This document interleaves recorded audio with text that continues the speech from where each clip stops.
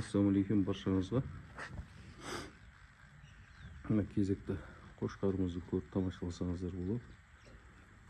Атақты Цезарьдің бел баласы. Жүннің қылшықтығы, жүннің тазалықтарын көрсеңіздер болады.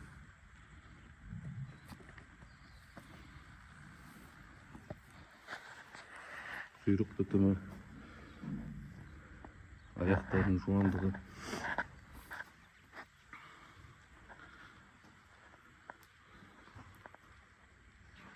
Көкірегі сәл бері қарап қошқарды. Қошқар бері қарап бұл кішкене. Көкірегінің жуандығы, аяқтардың жуандығы көріп тамашаласаңыздар болады. Қан кішкене жібер қошқарды.